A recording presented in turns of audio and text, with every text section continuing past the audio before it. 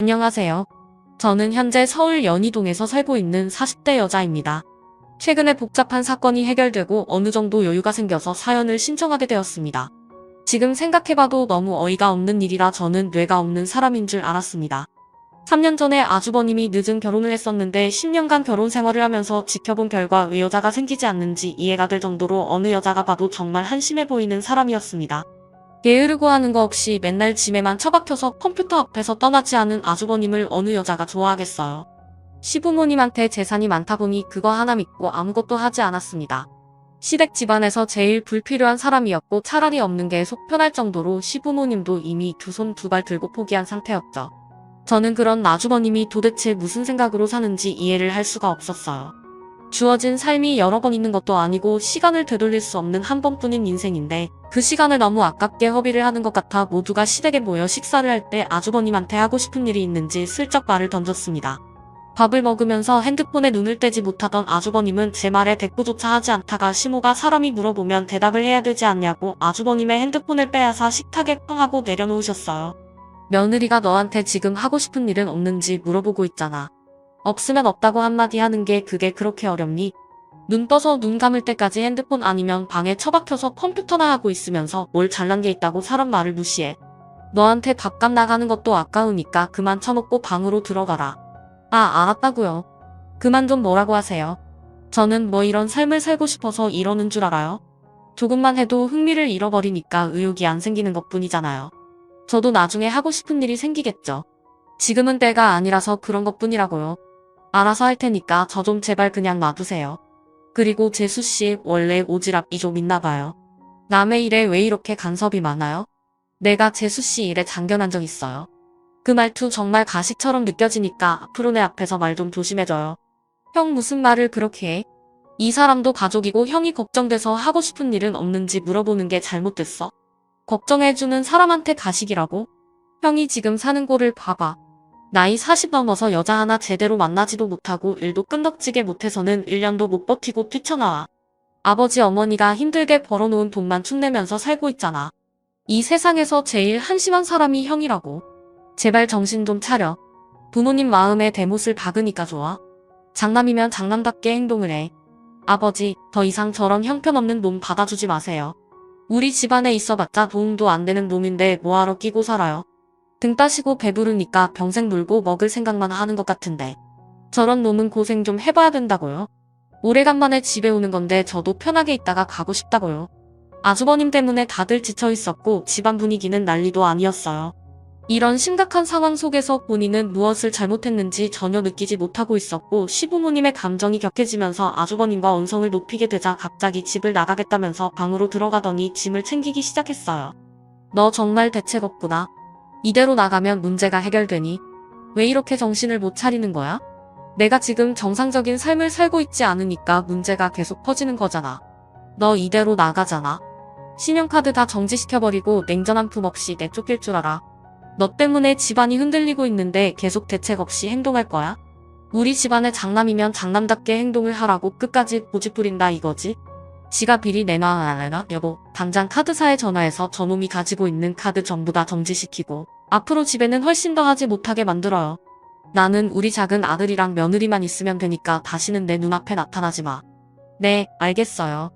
저도 그렇게 할 생각이에요. 이 지그지그한 집구석에서 살 바엔 차라리 밖에 나가 굶어 죽는 게 훨씬 낫겠네요. 다시는 찾아오지 않을게요. 아주머니는 시부모의 마음에 비수를 꽂아버렸고 그렇게 짐을 챙겨 뒤도 안 돌아보고 조금의 망설임도 없이 집 밖으로 뛰쳐나가 버렸어요. 시모는 대책 없는 아주머니의 뒷모습을 바라보면서 그 자리에 털속 주저앉아 오열을 하셨고 그날 이후 전화기는 꺼진 채로 어떠한 연락도 없었습니다. 시모는 정신적으로 많이 힘드셨는지 몸도 누우셨고 남편과 저는 시부모님이 많이 힘들어하셔서 저희 부부가 챙겨드릴 수 있는 건 신경 써드리려고 시간 날 때마다 시댁에 가서 집안일을 봐드렸네요. 아주머님은 집을 떠난 뒤 시부가 카드를 정지시켰는데도 어디서 뭘 먹고 사는지도 도와달라는 전화는 일절 없었습니다. 시간이 지날수록 시부모님은 불안해하셨지만 저희는 정신 차릴 때까지 절대로 받아주면 안 된다고 단호하게 행동하시게끔 중간에서 방향을 잡아드렸어요. 저희 부부는 지금의 기회를 놓치게 된다면 두 번 다시 아주머님의 안 좋은 버릇을 절대로 고칠 수 없다고 판단했어요. 시부모님 또한 저희 마음을 이해해 주셨는지 아주머님한테 먼저 연락이 올 때까지 힘든 시간들을 버텨오고 있었습니다. 그렇게 일주일이 지나고 한 달이 지나니 어느새 6개월의 시간이 흘러버렸고 아주머님은 죽었는지 살았는지 조금 더 알 수 없는 상황까지 오게 되었습니다. 결국 시부모님은 실종 신고를 넣은 뒤 소식을 기다리고 있었는데 어느 날 충격적인 일이 눈앞에 펼쳐지게 되었네요. 6개월간 연락도 없던 아주머님이 초인종을 누르고 집 안으로 들어왔는데 아주머님 얼굴을 봐서 놀란 것도 있었지만 그 등 뒤에 한 여자가 조심스럽게 고개를 내밀면서 어색한 미소와 함께 시부모님과 저희 부부에게 인사를 했어요. 사고치고 들어온 건 아니지? 아, 사고라뇨? 무슨 말을 그렇게 하세요? 저희는 서로 진심으로 사랑하는 사이라고요. 이제 저도 정신 차렸고 앞으로 열심히 살아보려고 다시 온 거니까 자리 좀 작게 지원 좀 해주세요. 우리 진주가 임신을 했거든요. 늦은 나이에 만나 서로 사랑을 확인했고 앞으로 저도 제대로 된 인생을 살아보고 싶어요. 임신. 6개월 동안 연락 한 통 없다가 갑자기 나타나서 임신한 여자를 데려와? 그럼 내가 좋다고 받아줄 줄 알았니? 너는 어떻게 엄마의 마음을 하루라도 편하게 만들어주질 않는 거야? 차라리 엄마가 죽는 게 낫겠다. 이런 걸 보려고 힘들게 내 뒷바라지 해준 줄 아니? 지원이고 뭐고? 너 줄 돈 없으니까 당장 이제 정신 차리고 정말 잘 살아보려고 왔는데 그냥 좀 믿어주고 받아주면 안 되는 거예요? 아버지가 원하는 며느리도 데리고 왔잖아요. 거기에다가 바로 손자까지 볼 수 있게 애까지 만들어 왔는데 이대로 내치면 두 분 마음이 편하겠어요? 앞으로 아버지가 하시는 사업 제가 이어받을 수 있게 옆에서 배울 테니까 저 좀 받아주세요. 인간답게 살고 싶어 큰맘 먹고 왔는데 정말 그냥 가요? 이 사람 뱃속에 손자가 자라고 있는데 그냥 가냐고요? 형은 참 속 편하게 산다. 6개월 동안 연락 한 통 없이 자기 하고 싶은 대로 하고 살다가 이제는 애까지 만들어 왔으니 다시 받아달라고. 아직까지 정신 못 차렸네. 아버지, 엄마 제가 뭐라고 그랬어요? 전혀 신경 안 써도 된다고 그랬죠? 아버지가 카드 정지시켰을 때 눈 하나 깜빡하지 않았던 이유가 다 있다니까요. 벌써 뒷주머니 차고 있었기 때문에 두려운 게 없었겠죠. 그동안 빼돌린 거 다 쓰고 돈 떨어졌으니까 온 거겠지. 내 말 맞잖아. 형 같은 쓰레기는 우리 부모님 돈 가져갈 자격이 없어. 조금의 예상하지 못했던 전개가 펼쳐져서 가족들 모두 엄청난 충격을 받은 상태였어요. 시부모님께서는 아주버님의 대책 없는 행동에 많은 실망을 하셨고 시모는 결국 혈압이 오르셨는지 머리를 부여잡고 소파에 털썩 앉으셨습니다. 막무가내로 임신한 여자를 밀고 들어오려는 아주버님을 남편이 들어오지 못하게 막아섰어요. 아주버님은 남편을 향해 주먹을 올리려 하길래 제가 그만하시라고 화를 내면서 얼굴을 붉혔어요. 제 옆에 서 있던 시부는 크게 한숨을 내쉬더니 일단 소파에 앉아보라고 하면서 어떻게 된 상황인지 들어보고 판단하겠다며 힘든 얼굴로 소파에 앉으셨고 결국 아주버님과 그 임신한 여자는 나란히 시부를 바라보고 앉았습니다. 그리고 6개월간 무슨 일이 있었는지를 전부 설명을 하더라고요. 그 말을 듣고 있던 저는 더 이상 제 귀를 더럽히고 싶지가 않았습니다. 아버지가 카드 정지시키기 전에 이미 저는 아버지 카드에서 돈을 적당히 빼서 제 통장에 따로 재내놓고 있었어요. 너무 많이 빼면 안 좋은 말 듣게 될까봐 혹시 모를 일을 대비해 조금씩 모아두고 있었는데 그때 한바닥 난리가 난 뒤 집을 나갔을 때 모아두었던 돈을 전부 현금으로 빼놓은 뒤 조금씩 쓰고 있었어요. 분명 제가 연락도 없이 잠적을 하게 되면 찾게 될까봐 미리 돈을 인출해서 현금으로만 가지고 있던 거예요. 그렇게 홀로 지내다가 매번 아침마다 방문하던 카페의 유리창으로 되어 있는 현관이 깨져 있더라고요. 온몸을 떨고 있는데 그 모습을 보는 순간 지켜주고 싶은 마음이 들었어요. 그때부터 이 사람과 많은 시간을 보냈고 그러다 보니 임신까지 하게 된 거예요. 서로의 마음이 확고하니까 데리고 온 거지 임신했다는 이유 하나만으로 온 거겠어요. 저도 이제 사람답게 살고 싶어요. 저에게 정말 소중한 사람이고 앞으로 변화되는 모습 보여줄 테니까 한 번만 저 좀 믿어주세요. 그래 그건 그렇다 치고 아가씨는 저놈이 어디가 좋아서 여기까지 온 거요? 임신을 해서 온 것도 있긴 하겠지만 정말 미래를 함께할 생각이요? 아가씨 부모는 이 사실을 알고 있고 어린 나이도 아니고 상당히 늦은 나이에 이렇게 대책 없이 행동하면 어떡해요? 그쪽 집안에서 이 사실을 모르는 건 아니죠? 이런 말씀드리는 게 저에 대해 안 좋은 시선으로 바라보실 수는 있겠지만 저는 보육원 출신이에요. 저희 부모님 존재 자체를 모르고 자라왔어요. 아니, 뭐라고요? 보육원 출신? 어쩐 지부모가 없으니 그 나이 먹고 처신을 이렇게밖에 못하지 동네 창피하게 나이 40 넘어서 임신이 웬 말이야. 그쪽 사정까지 봐줄 정도로 내가 지금 정신이 온전하진 않거든. 그러니 저놈 데리고 둘이서 지지고 먹던 알아서 하세요. 나는 땡전 한 푼 줄 수 없으니까 제가 먼저 인사를 드리고 제대로 된 절차 밟아서 정식으로 인사를 드렸어야 했는데 생각 없이 행동한 점에 대해 정말 죄송합니다. 하지만 저 정말 이 사람을 진심으로 사랑하고 있어요. 평생을 함께하고 싶고 이 사람 없으면 더는 못 살 것 같아요. 많이 노여우시겠지만 저희 결혼 허락해주시면 안 될까요? 이 사람이 그동안 못했던 거 제가 대신 앞으로 2배, 3배 더 잘하도록 할게요. 6개월 동안 얼마나 마음고생이 심하셨겠어요. 제가 준하씨 꼭 사람 만들어 놓을 테니까 한 번만 믿어주세요. 준하씨 뭐하고 있어? 다시는 과거의 모습으로 돌아가지 않겠다고 확실하게 말씀드려. 나랑 함께하고 싶으면 믿음을 드려야지. 아주버님은 임신시켜 데려온 여자의 말이 끝나자마자 시부모님 앞에서 처음으로 무릎을 꿇고 그동안의 잘못된 행실들에 대해 용서를 구했습니다. 그 모습을 본 시부모님은 당황스러워하셨고 남편은 무릎 꿇고 있던 아주버님의 모습을 보고 전부 다 연기하는 거라면서 절대로 속으면 안 된다고 큰 소리를 쳤어요. 시부모님은 아주버님의 처음 본 모습에 깊은 고민에 빠지셨고 쉽게 입을 떼지 못했는데 그때 임신한 여자가 테이블 위로 결정적인 물건 하나를 올려놓았어요. 임신한 초음파 사진을 내밀었고 7주 차가 되었다는 말에 시부모님은 깊은 한숨을 내쉬었습니다. 결국 두 분은 아주버님과 임신한 여자의 간절한 부탁에 결혼을 허락해주면서 정식 며느리로 받아들여줬어요. 그리고 이때부터 제 사연이 본격적으로 시작이 되었습니다. 아주버님과 결혼식을 올리기 전까지만 해도 착한 줄 알았던 형님은 결혼식 이후 정식 며느리가 되고 나서부터 180도 달라졌어요. 보육원 출신의 힘든 삶을 살아왔고 거기에 임신까지 해서 그런 상황들을 안타깝게 보고 받아준 건데 형님은 임신을 무기삼아 시부모님한테 무리한 요구를 하기 시작했고 그런 말을 옆에서 듣고 있던 저는 도가 지나친 것 같아 먼저 입을 열었습니다. 형님 그건 아니죠. 뱃속에 있는 아이가 장손이라고 비싼 아파트를 해달라는 게 말이 된다고 생각해요. 지금 사는 아파트도 충분히 넓고 좋은 곳이잖아요. 동서 내가 지금 동서랑 대화하는 거 아니잖아. 어머님이랑 대화 중인데 왜 끼어들어? 잠깐 자리 좀 비켜주지. 동서 때문에 방해되잖아. 형님이 식구로 들어온 지 얼마나 됐다고 어머님한테 말도 안 되는 가격대의 아파트를 해달라는 거예요. 며느리로 받아들여준 것도 감사하게 생각해야죠. 동서는 원래 남이 말할 때 끼어드는 게 전문이야. 내가 어머님이랑 단둘이 대화하고 싶다고 했었잖아. 어머님 동서 좀 밖으로 나가라고 하면 안 될까요? 그래 일단 작은 애는 잠깐 거실에 있어라. 무슨 이유 때문인지 한번 드러나보자. 너무 터무니없이 무리한 요구를 하면 나도 들어주는 건 힘들다. 시모와 형님의 대화에 제가 끼어들자. 저를 불편하게 생각하면서 자기가 원하는 방향대로 흘러가지 않자 기분이 많이 안 좋았는지 시모에게 불만을 털어놨고 가족의 분열을 원하지 않았던 시모는 저보고 잠깐 나가 있어달라면서 형님이 구체적으로 무엇을 원하는지 들어보고 싶어 하셨어요. 형님이 도대체 무슨 생각으로 시모에게 아파트를 해달라는 말을 한 건지 자세하게 들어보려고 방문에 귀를 기울였습니다. 어머님 지금 가지고 계신 아파트 이번에 입주자가 이사가면서 새 입주자가 아직 들어오지 않았다면서요. 저도 어제 그 애한테 들었거든요. 지금 살고 있는 집, 곧 태어날 아이랑 살기엔 좀 적응감이 있는 것 같아서요.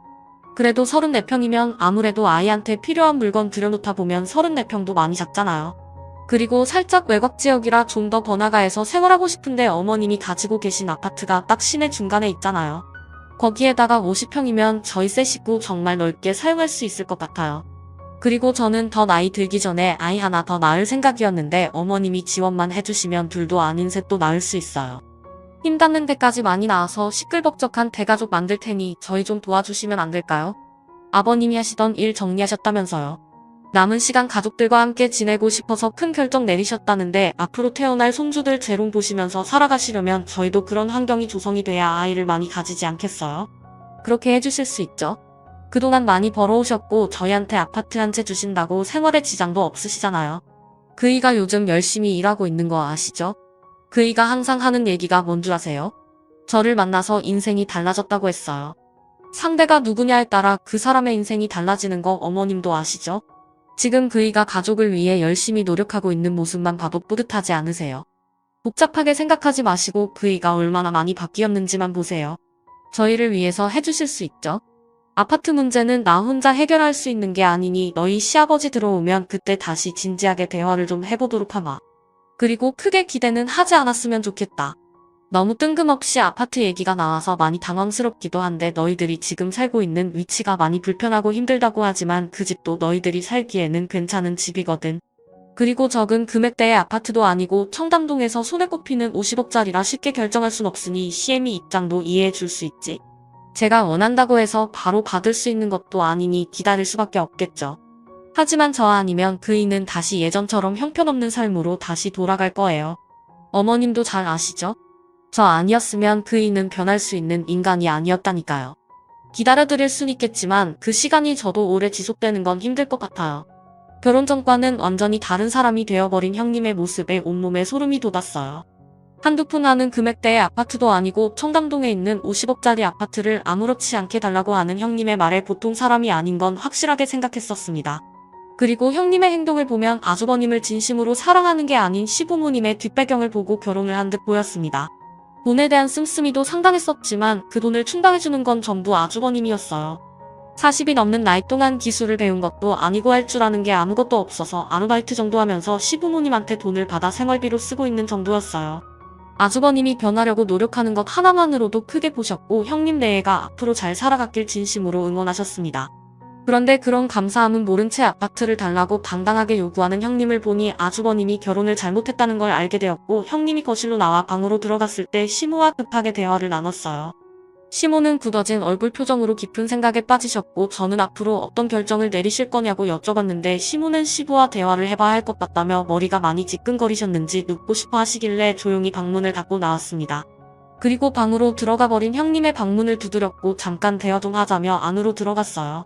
저를 경계하듯 쳐다보고 있던 형님은 기분 나쁜 얼굴 표정으로 저에게 쏘아붙이듯 무슨 말이 하고 싶어서 들어왔냐고 짜증을 냈습니다. 제가 무슨 말을 하고 싶겠어요. 그 아파트에 입주한다고 삶이 많이 달라지는 것도 아닌데 굳이 그 아파트를 달라고 해서 뭐 하려고요? 그 아파트에서 살면 삶이 달라질 것 같아요. 비싼 집에 들어갔으니 집안을 비싼 물건으로 채워 넣어야 할 것 같고 다른 사람들이 외제차 타고 다니니까 형님이랑 아주버님도 고가의 외제차를 타고 싶겠죠. 점점 욕심은 늘어갈 테고 그렇게 되면 집안 분위기는 안 좋아질 거라는 건 생각 안 해봤어요. 제가 봤을 땐 지금 살고 있는 집도 충분하게 느껴지는데요. 괜한 욕심은 화를 불러일으킨다는 거 모르세요? 그리고 아버님, 어머님께서는 형님이 마음에 들어서 받아준 게 아니라는 것도 아실 텐데요. 너무 당연시하게 요구하시니까 정말 당황스럽네요. 새 식구로 들어온 지 이제 7개월째인데 어떻게 50억 아파트를 달라고 할 수 있는지 정말 대단하십니다. 살면서 형님처럼 철판 두꺼운 사람은 처음 보는 것 같아요. 그렇다고 아버님, 어머님께 잘 보이려고 노력하는 모습을 보이는 것도 아니잖아요. 내가 갑자기 나타나서 동서 자리를 깨칠까봐 걱정돼. 그이가 이 집 장남 아니야. 그럼 당연하게 요구할 수 있는 것들이라고.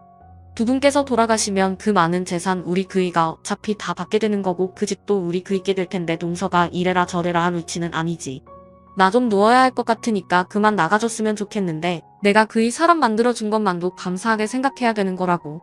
특별한 기술도 없는 사람이 나랑 결혼하고 나서 하루도 안 빠지고 밖에서 일하는 거 보면 몰라? 전 재산을 줘도 모자랄 판에. 재산도 엄청 많은 집안에서 그 일한 거 태어날 아이를 위해 50억짜리 아파트 하나 달라는 게 동서한테 싫은 소리 들어야 될 정도로 내가 실수했다고는 안 보이네. 그리고 나 임신한 거 안 보여? 노후산이라 조심해야 되는데 동서 때문에 스트레스 받아서 유산이라도 하면 책임질 거야. 형님과는 대화 자체도 통하지 않았지만 제 기분이 더 안 좋았던 건 모든 걸 당연시하게 생각하는 게 저를 화가 나게 만들었습니다. 그날 저녁 가족들이 한자리에 모였고 형님이 요구한 50억짜리 아파트 문제로 시부모님이 방에서 진지한 대화를 이어나갔습니다. 그리고 잠시 뒤 방에서 나온 시부가 모두를 불러보았습니다. 정담동에 있는 그 아파트 너희들한테 주기로 결정 내렸다. 내가 그래도 늦게나마 정신을 차린 것 같고 큰며느리와 결혼하고 나서 지금까지 단 한 번도 가정이 서운한 적 없이 살아온 걸 봤을 때 어느 정도 책임감도 느끼고 앞으로도 열심히 살아갈 것 같아. 아버지가 너를 한번 믿어주도록 하마. 내가 지금까지 힘들게 돈을 벌어 모았던 이유가 나 혼자 잘 살자고 그런 것도 아니고 우리 가족 전부 잘 먹고 잘 살자고 지금까지 힘들게 달려왔었고 최근까지도 일에 매달렸던 건 그만큼 가장의 무게는 무겁고 끝까지 가족을 위해 희생을 해야 된다는 거다. 나도 이제 체력적으로도 많이 힘들고 지금까지 무리하게 버티면서 이끌어온 사업을 정리하게 됐지만 그래도 후회는 없고 남은 인생은 너희 엄마랑 같이 노후를 즐기면서 살아가려고 이미 계획 중이었다. 공기 좋은 곳에 벌써 집도 알아놨으니 명절 때나 가끔 얼굴 보는 걸로 하자. 내가 가지고 있던 재산들은 전부 처분한 상태지만 아직 청담동 아파트 하나 남았고 지금 너희들과 함께하고 있는 이 집 이렇게 총 2개 남겨놨다. 왜 집을 2개나 남겨놨는지 대충 알겠지? 청담동 집을 큰며느리가 원했으니 거기는 너희들이 살고 이 집은 작은 아들과 작은 며느리가 살면 될 것 같다. 두 집 다 시세는 어느 정도 비슷한 것 같은데 이 정도면 서로 불만 없을 것 같은데 어떤 조건이 마음에 드니? 아, 아버님 잠깐만요. 그러니까 청담동 아파트를 이 사람한테 주시겠다는 거죠? 그런데 이 집은 왜 서방님한테 주려는 건데요? 연희동 집값도 상당히 비싼 걸로 알고 있는데 조건이 똑같으면 그건 좀 불공평한 거 아니에요? 그래도 이이가 장남인데 똑같이 나누는 건 아닌 것 같아요. 다른 거라도 더 얹어주셔야죠. 병수님, 이제 그만 좀 하시죠. 지금 받는 것도 상당히 가분하다는 거 모르세요? 동네에서 작은 카페 하나 운영해 오다가 우리 형 만나 인생 폈으면 감사하게 받고 조용히 입 다물고 있으면 되지 뭘 잘났다고 더 달라고 입을 벌리고 있어요. 우리 아버지가 큰맘 먹고 내린 결정에 투칠 거예요. 너 형수한테 그게 무슨 말버릇이야? 너희 형수가 틀린 말 한 것도 아니잖아. 아버지가 가지고 계신 재산이 월등하게 많으니까 좀 더 달라는 거잖아. 형이 뭘 안다고 그래? 지금 우리가 누리고 있는 모든 것들이 당연한 거야.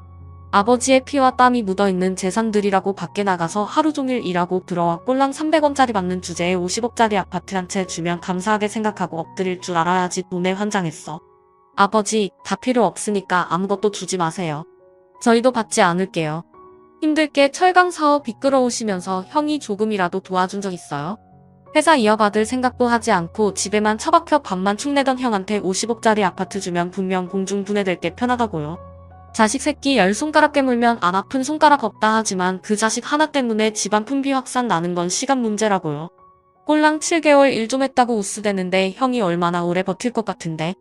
내가 봤을 때 병원 50억 아파트 받는 순간 그거 처분하고 그 돈으로 흥청망청 생활하면서 쓰다가 전부 탕진하면 또 기어들어와서 손 벌리겠지. 그때 형수님은 또 임신한 몸으로 들어와서 뱃속에 있는 손주 핑계대면서 우리 부모님 협박하려 들 거고 주머니 탈탈 털어 더 이상 나올 게 없으면 그땐 분명 가차없이 버릴 거야.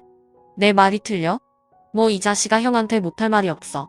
마음 잡고 열심히 살고 있는데 지금 말 다 했어. 아버지 얘가 하는 행동을 보세요. 이게 맞는 거예요? 다들 그만들 뭐해라.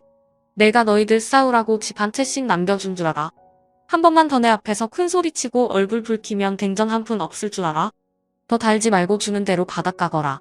시부가 크게 화를 내자 형님 내에는 그 모습에 놀라선 움찔거리더니 더 이상 마음말도 하지 않았지만 얼굴에는 심술이 가득해 보였습니다. 그날 이후 시부는 약속대로 형님 내에겐 청담동 아파트를 넘겨주셨고 남편에게는 시부모님께서 살고 계시던 연희동 단독주택을 넘겨주셨습니다. 그리고 시부모님은 제주도로 이사를 가셨습니다. 그동안 힘들게 살아오신 만큼 삶의 여유를 보내면서 살아가고 싶어 하셨어요. 그 선택을 존중했고 명절날 제주도에서 시부모님을 뵙게 되었죠. 형님 내외에는 명절날 얼굴 보는 것 말고는 따로 전화를 하거나 얼굴을 본 적은 없었어요. 이런 관계를 지속해오면서 살아가던 어느 날 남편에게 전화 한 통이었는데 갑자기 핸드폰을 떨어뜨리더니 무언가에 엄청난 충격을 받았는지 그 자리에 털썩 주저앉아 버리더라고요. 저녁 준비를 하던 저는 무슨 일이냐고 남편에게 물어봤지만 정신나간 사람처럼 멍하니 있길래 제가 대신 전화를 받았는데 수학에서 들려온 말은 저에게도 엄청난 충격을 안겨주었습니다. 시부모님 추락 사고를 당해 급하게 응급실로 옮겨졌지만 병원에 도착하는 순간 두 분 다 한 날 한시에 세상을 떠났다는 충격적인 상황을 설명해 주었네요. 정신이 온전치 않았던 저희 부부는 서둘러 공항으로 향했고 이 사실을 아주버님한테도 설명을 했어요. 저희가 먼저 도착해 시부모님의 모습을 확인했고 남편은 그 자리에 주저앉아 병원이 떠나갈 정도로 오열을 하며 가슴을 내리쳤습니다. 그리고 뒤늦게 도착한 형님 내에도 시부모님이 돌아가신 거에 많은 충격을 받았는지 시부모님을 바라만 보고 있었어요. 도저히 믿기지가 않은 현실을 받아들이는 게 쉽지 않았지만 물 흘러가듯 장례가 진행이 되었습니다. 그렇게 3일장을 끝낸 뒤 시부모님이 그동안 남겨두신 것들을 하나둘 정리하고 있었는데 제주도에 있는 시부모님 집에서 형님이 갑자기 불만을 터뜨렸습니다. 귀엽고 내 말 안 듣고 기부를 한 거야? 가족을 위해 돈을 쓰라니까 왜 남은 재산을 전부 기부를 한 건데? 당신도 이거 좀 봐봐. 감사장 한번 보라고. 이 정도 돈이면 평생 놀고 먹고 할 수 있는 돈인데 남들이 해준 게 뭐가 있다고 우리 배보다 왜 남의 배를 불려주는 건데? 80억이 장난도 아니고 어떻게 한 번에 전 재산을 기부해버리냐고. 여보, 이 집 얼마지? 곧 무너질 것 같은 이 허름한 집 처분해봤자 얼마 하지도 않지. 어차피 가실 거였으면 재산은 건들지 않고 내버려뒀으면 얼마나 좋아. 돈 될 만한 게 하나도 없잖아. 여보, 우리 앞으로 어떻게 하면 좋아? 여보 말만 믿고 투자했다가 우리 길거리에 나은 게 생겼다고. 나도 생각 좀 해보게. 좀 기다려 봐봐. 내가 이럴 줄 알았냐? 아버지 사고 나기 전에 돈 받아놨어야 했는데 그것까지 안 주셔서 어쩔 수 없이 올라갈 수밖에 없었다고. 무조건 받아냈어야지. 우리 50억 어쩔 거야? 그럼 이 집에서 살아야 되는 거야? 당신이 대박 칠 수 있다고 해서 나는 그 말만 믿고 모든 걸 걸었다고. 이게 다 무슨 말이야? 그러니까 아버지가 형한테 남겨준 50억 아파트를 한 번에 날려먹었다는 거야? 그리고 얼마 전에 아버지 만나러 왔었어? 뭐가 어떻게 돌아가는 거야? 형이 받은 그 재산 아버지가 얼마나 힘들게 벌어모았는지 몰라서 생각 없이 투자를 한 거냐고. 왜 이렇게 인생을 생각 없이 살아가? 나도 다 생각이 있었다고. 나랑 친한 형이 대박 칠 수 있는 주식 종목을 알려줘서 모든 걸 다 쏟아 부었는데 본전도 못 잡고 망해버렸다고. 그래서 아버지한테 도와달라고 얼마 전에 잠깐 다녀간 적이 있었어. 너도 아버지 성격 알잖아. 당연히 도와주지 않겠다고 했고 차라리 기부를 하는 게 좋을 것 같다고 하길래 한바탕 하고 서울로 올라왔었거든. 그런데 갑자기 이런 상황이 생기니까 나도 지금 머릿속이 너무 복잡해서 어떻게 해야 될지 모르겠다. 정말 대책 없는 사람들이네. 아버님께서 주신 그 아파트가 얼마짜리인데 그걸 처분해서 모험할 생각을 하세요. 형님은 말렸어야 되는 거 아니에요? 둘 다 똑같으니까 지금까지부터 살겠지. 정말 한심한 사람들이네. 시부모님 떠나시고 남은 재산도 불우한 이웃에 기부할 거니까 그런 줄 아세요. 동서가 뭔데 기부를 한단 말이야? 얼마 남지 않은 재산이 동서거야? 어디서 큰 소리야? 내가 동서보다 손이 사람인 거 몰라? 버릇이 왜 이렇게 없어? 시부모님이 떠나시고 비어있는 집에서 저희 부부와 형님 내외의 몸싸움이 시작됐고 한바탕 난리가 났었습니다. 남의 말만 믿고 50억을 주식에 투자한 정신 나간 놈가. 대박친다는 그 말을 믿고 아파트를 처분하게 만든 형님이나 둘 다 똑같았어요. 더 이상 대화조차 하고 싶지 않아 저희 부부는 시부모님의 제주도 집과 얼마 남지 않은 재산에 대해 법적 소송을 진행할 거라며 강하게 밀어붙였습니다. 형님 내외도 소송으로 갈 때까지 가보자면서 큰 소리친 뒤 먼저 서울로 올라갔고 저희 부부는 며칠간 시부모님의 집을 정리한 뒤 형님 내외를 상대로 소송 준비를 하기 위해 집으로 돌아왔는데 그 순간 충격적인 장면을 목격했어요. 현관문 도어록이 박혀 있었고 비밀번호를 눌러봤지만 열리지 않아 갑작스럽게 변한 환경에 놀라 그 자리에서 경찰에 신고를 하려고 핸드폰을 들었는데 현관문이 열리더니 형님 내외가 저희를 반겨주고 있었습니다. 너무 황당해서 고래고래 소리치며 주거침입죄로 신고하겠다고 하자 아주버님의 말이 저에게 엄청난 충격을 안겨주었네요. 시부모님께서 남편에게 준 연희동 48억짜리 집을 본인들이 가져가겠다며 저희 부부 보고 제주도에서 살라고 어이없는 말을 늘어놓았어요. 남편은 동네가 떠나갈 정도로 화를 내면서 당장 나가라고 소리쳤지만 형님 내외는 꿈쩍도 하지 않았습니다. 오히려 이 집에서 살고 싶으면 종처럼 지내면 살 수 있게 해주겠다는 억지스러운 말을 뱉었고 남편은 두 사람을 밀치면서 집 안으로 비집고 들어갔습니다. 이미 집안에 본인들의 물건을 들여놓은 뒤 살림까지 펼쳐놓았더라고요. 너무 기가 차서 형님한테 거침없는 막말을 쏟아내었습니다. 당신들은 생각이 없는 사람들이야? 너희들이 무슨 짓을 한 줄 알아? 나는 지금 당장 주거침입죄로 너희들을 신고할 거고 감옥에서 썩게 만들 거야. 가족끼리 무슨 주거침입죄야? 그리고 이 집은 이제 우리 건데 동서는 제주도에 있는 허름한 집에서 살림 차리고 새 출발하면 되잖아. 이 집을 아버님이 서방님한테 줬지만 우리한테도 권리는 있는 거라고 법적으로 소송 걸어보던지 나는 이 집에서 절대로 나가지 않을 거야. 지금 전 재산 전부 탕진해서 오발데도 없는데 어딜 나가라는 거야. 그리고 이 집에서 제일 오래 사는 사람이 누구야? 이 사람이야. 저 방 주인이었다고. 우리는 여기에서 살 이유가 있으니까 동서랑 서방님이 이 집에서 살고 싶으면 우리 밑으로 들어와. 억지로 부릴 때 부려야 된다고. 어차피 모든 계획이 전부 다 틀어졌는데 뭐가 두렵겠어? 정말 상식 이하의 사람들이네. 당신들 때문에 아버님 어머님이 스트레스 받아서 사고로 돌아가신 거라고. 우리는 이들을 절대로 용서하지 않을 거야. 저는 곧장 경찰서에 신고를 하기 위해 핸드폰을 들었는데 그 순간 현관 화상폰이 켜졌고 누군가 초인종을 누르기 시작했어요. 잠깐의 정적이 흐르는 사이 초인종을 누른 사람에게 누구냐고 물어봤는데 얼마 전에 있었던 시부모님의 사고 담당 형사라며 잠깐 대화를 하길 원했습니다. 저는 곧바로 현관문을 열어줬는데 형사들이 줄지어 들어오는 순간 형님 내외와 마주치더니 갑자기 두 사람에게 달려들어 제압을 한 뒤 수갑을 채웠습니다. 순식간에 일어난 돌발 상황이라 아무것도 파악이 되지 않았던 저희 부부는 무슨 일이냐고 담당 형사에게 현재 상황에 대해 설명을 부탁했는데 담당 형사가 아무 말 없이 핸드폰을 꺼내 저희 부부에게 영상 하나를 보여준 순간 남편이 형님 내외를 개패듯이 발길질하며 무력을 행사했어요. 저는 핸드폰 영상 속의 인물들을 보고 경악을 했고 온몸에 소름이 돋았습니다. 형님은 시부모님 차 앞에서 망을 보고 있었고 아주버님은 차 밑에 들어가 무언가를 만지는 듯 보였어요. 그리고 담당 형사가 저에게 보여준 증거물은 브레이크 선을 절단하고 던져버린 가위였습니다. 현장에서 멀리 떨어지지 않은 곳에서 발견을 했는데 지문 감식 결과 아주버님의 지문으로 확인이 되었고 그 말을 듣자마자 저 또한 제정신이 아니었습니다. 아주버님이 형님을 만나 결혼을 하면서 일자리를 알아봤는데 그 일이 바로 정비 일이었어요. 형님이 평생 직업이라면서 적극적으로 밀어붙였던 일이었죠. 두 옆놈들이 연행이 되고 나서 나중에 받게 된 진술은 시부모님의 생명보험금과 재산을 노리고 세운 계획적인 범행이었습니다. 인적이 드문 저녁 시간을 틈타 CCTV가 비추지 않고 있는 사각지대에서 범행을 저지르려 했지만 미처 발견하지 못한 방범용 CCTV에 흔적을 남기게 되었던 거였습니다. 그리고 시부모님의 차량의 브레이크선이 절단된 것도 확인을 할 수가 있었어요. 정말 상상도 못할 일이었고 돈 때문에 이런 말도 안 되는 범행을 저질렀다는 거에 그 인간들을 용서할 수가 없었습니다. 결국 두 옆놈들은 계획적인 범행으로 시부모님을 돌아가시게 만든 죄에 대한 값으로 징역 25년형을 받았습니다. 무기징역보다 그 이상의 처벌을 받지 못한 거에 대해 너무 화가 납니다. 저희 부부는 아직까지 눈앞에 펼쳐진 현실을 받아들이지 못해 상당히 힘든 상태이고 형님의 아이를 저희 가족이 돌보고 있는 중입니다. 요즘 여러 가지로 생각이 너무 많아서 머리가 깨질 것 같지만 하나하나 풀어나가다 보면 언젠간 길이 보이겠지만 우울증을 극복하기란 쉽지 않은 것 같네요. 남편은 더 이상 이 땅에서 살고 싶지 않다면서 이민을 생각하고 있어요. 형님의 아이한테도 그게 정서적으로 더 좋을 것 같습니다.